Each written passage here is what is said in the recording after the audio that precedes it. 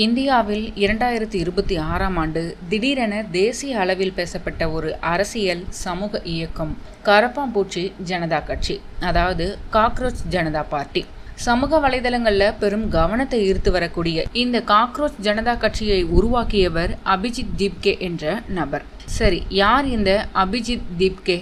கரப்பான்பூச்சி ஜனதா கட்சி எப்படி உருவானது? இந்த பெயர் வர என்ன காரணம்? இது உண்மையான அரசியல் கட்சியா? இந்த இயக்கம் எப்படி இவ்வளவு வேகமாக வளர்ந்தது? அபிஜித் தீப்கே காக்ரோச் ஜனதா பார்ட்டியின் சர்ச்சைகளும் எதிர்ப்புகளும் என்னென்ன போன்ற பல தகவல்களை இந்த வீடியோவில் விரிவா பார்க்கலாம். கரப்பாம்பூச்சி ஜனதா கட்சி, அதாவது காக்ரோச் ஜனதா பார்ட்டியினுடைய நிறுவனர் அபிஜித் தீப்கே. இவர் மகாராஷ்டிரா மாநிலத்தின் சம்பாஜி நகர் பகுதியைச் சேர்ந்தவர். 30 வயதான இவர் பூனேவில் பத்திரிகையியல் துறையில் இளங்கலை பட்டம் பெற்றவர். பிறகு அமெரிக்காவின் புகழ்பெற்ற பாஸ்டன் பல்கலைக்கழகத்தில் பப்ளிக் ரிலேஷன்ஸ் துறையில் 2 ஆண்டு முதுகலை பட்ட படிப்பை சமீபத்தில் தான் முடித்தார். மாணவர் பருவத்திலிருந்தே சமூக மற்றும் அரசியல் விவகாரங்களில் ஆர்வம் கொண்டிருந்த இவர் சமூக ஊடகங்களை திறம்பட பயன்படுத்தும் திறமையாலும் அறியப்பட்டவர். இவரது அரசியல் பயணம் ஆம் ஆத்மி கட்சியில் இருந்தே தொடங்கியது. ஆம், 2020ஆம் ஆண்டு முதல் 2023ஆம் ஆண்டு வரை அரவிந்த் கெஜ்ரிவால் தலைமையிலான ஆம் ஆத்மி கட்சியில் பல்வேறு பொறுப்புகளில் பணியாற்றியிருக்கிறார். சமூக வலைதள மேலாண்மை, தேர்தல் பிரச்சார திட்டமிடல் மற்றும் டிஜிட்டல் தகவல் பரப்புவது போன்ற துறைகளில் அவர் முக்கிய பங்காற்றியதாக கூறப்படுகிறது. இதற்கு முன்பாக 2019 அக்டோபர் முதல் 2021 ஏப்ரல் வரை டெல்லி முதல்வர் அலுவலகத்தில் தகவல் தொடர்பு பிரிவில் பணியாற்றியிருக்கிறார். பிறகு 2021 ஜூன் முதல் 2024 மே வரை டெல்லி கல்வித்துறையின் தகவல் தொடர்பு ஆலோசகராகவும் செயல்பட்டுள்ளார்.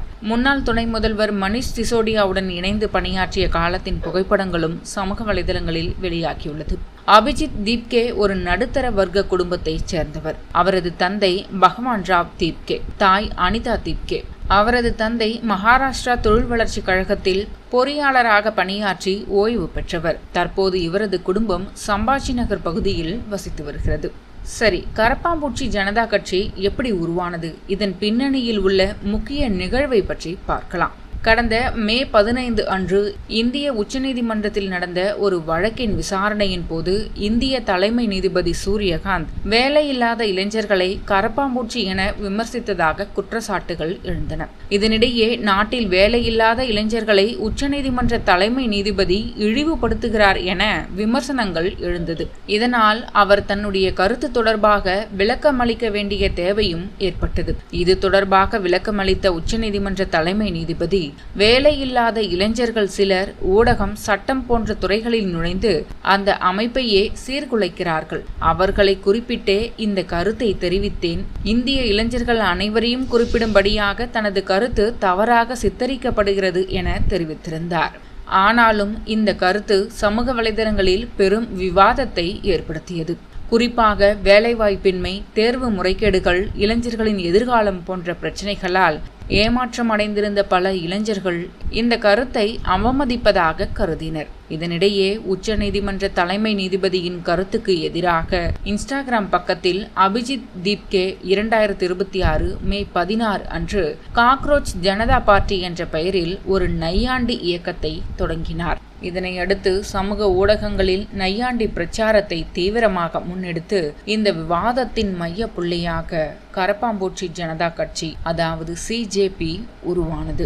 சரி, குறிப்பாக ஏன் கரப்பாம்பூச்சி என்ற பெயர் இந்த இயக்கத்திற்கு பயன்படுத்தப்பட்டது என்றால், அபிஜித் தீப்கேவின் விளக்கப்படி கரப்பான்பூச்சி என்பது எளிதில் அழிக்க முடியாத உயிரினம். எந்த சூழலிலும் உயிர் வாழும். அதன் அடிப்படையில் எடுத்துக்காட்டி சமூகத்தில் புறக்கணிக்கப்பட்ட இளைஞர்களின் மனநிலையை வெளிப்படுத்தும் ஒரு குறியீடாக இந்த பெயரை தேர்ந்தெடுத்தாராம். மேலும் காக்ரோச் ஜனதா பார்ட்டி என்ற பெயர் இந்தியாவின் முக்கிய அரசியல் கட்சியான பாரதிய ஜனதா பார்ட்டி, அதாவது பிஜேபி பெயருடன் ஒத்த ஒலியை கொண்ட நையாண்டி பெயராகவும் பார்க்கப்பட்டது. சரி, இது உண்மையான அரசியல் கட்சியா என்றால், தொடக்கத்தில் இது ஒரு சமூக ஊடக நையாண்டி இயக்கமாக தொடங்கப்பட்டது. ஆனால் சில நாட்களிலேயே லட்சக்கணக்கான ஆதரவாளர்களை பெற்றது. பின்னர் அது இளைஞர்களின் வேலைவாய்ப்பு, கல்வி, தேர்வு முறைகேடுகள், நீட் போன்ற பிரச்சனைகள் குறித்து குரல் கொடுக்கும் இயக்கமாக வளர்ந்தது. தற்போது இது இந்திய தேர்தல் ஆணையத்தில் பதிவு செய்யப்பட்ட அரசியல் கட்சி கிடையாது. இருந்தாலும் சமூக மற்றும் அரசியல் விவாதங்களில் பெரும் தாக்கத்தை ஏற்படுத்தியிருக்கிறது. இந்த இயக்கம் எவ்வளவு வேகமாக வளர்ந்தது என்றால், காக்ரோச் ஜனதா பார்ட்டியின் சமூக ஊடக கணக்குகள் தொடங்கப்பட்ட சில நாட்களிலேயே கோடிக்கணக்கான ஃபாலோவர்ஸ்களை பெற்றது. இன்ஸ்டாகிராமில் 22 மில்லியன் வரை ஃபாலோவர்ஸ் பெற்ற ஒரு இயக்கமாக இருக்கிறது. இந்தியாவின் பாரம்பரிய அரசியல் கட்சிகளை காட்டிலும் வேகமாக வளர்ந்த டிஜிட்டல் அரசியல் இயக்கங்களில் இதுவும் ஒன்றாக கருதப்படுது. ஜூன் 6 அன்று டெல்லியில் இந்த இயக்கம் தன்னுடைய முதல் பெரிய போராட்டத்தை நடத்தியது. இதில் நூற்றுக்கணக்கான இளைஞர்கள் பங்கேற்றனர். கல்வி அமைச்சர் தர்மேந்திர பிரதான் ராஜினாமா செய்ய வேண்டும், தேர்வு முறைகேடுகளுக்கு எதிரான நடவடிக்கை, இளைஞர்களுக்கான வேலைவாய்ப்பு போன்ற கோரிக்கைகள் முன்வைக்கப்பட்டன. போராட்டத்தில் பங்கேற்ற சிலர் கரப்பாம்பூச்சி முகமூடிகளையும் அணிந்திருந்தனர். இந்த இயக்கம் வேகமாக வளர்ந்ததால் பல அரசியல் விவாதங்கள், சர்ச்சைகளும் எழுந்தன. சில அரசியல்வாதிகள் இதை நையாண்டி இயக்கமாகவே கருதினர். மற்றவர்கள் இளைஞர்களின் உண்மையான கோபத்தின் வெளிப்பாடாக பார்த்தனர். சமூக ஊடக கணக்குகள் தடை செய்யப்பட்டதாகவும் இயக்கத்திற்கு எதிராக வழக்குகள் தாக்கல் செய்யப்பட்டதாகவும் செய்திகளும் வெளியாகியது. அது மட்டுமல்ல, அபிஜித் தீப்கே தமக்கு மிரட்டல்கள் வந்ததாகவும் கூறியிருக்கிறார். அபிஜித் தீப்கே உருவாக்கிய காக்ரோச் ஜனதா பார்ட்டி ஆரம்பத்தில் ஒரு இணைய நையாண்டியாக தோன்றினாலும் இந்திய இளைஞர்களின் வேலைவாய்ப்பு, கல்வி மற்றும் அரசியல் ஏமாற்றங்களின் அடையாளமாக மாறியுள்ளது. தற்போது இது ஒரு பதிவு செய்யப்பட்ட அரசியல் கட்சி இல்ல. ஆனால் 2026ஆம் ஆண்டின் இந்தியாவில் இளைஞர்களின் அதிருப்தியை வெளிப்படுத்திய முக்கிய சமூக அரசியல் இயக்கங்களில் ஒன்றாக பார்க்கப்படுகிறது. அது மட்டுமல்ல, தேசிய அளவில் பேச வைத்த ஒரு முக்கிய சமூக அரசியல் இயக்கமாக இது பார்க்கப்படுகிறது.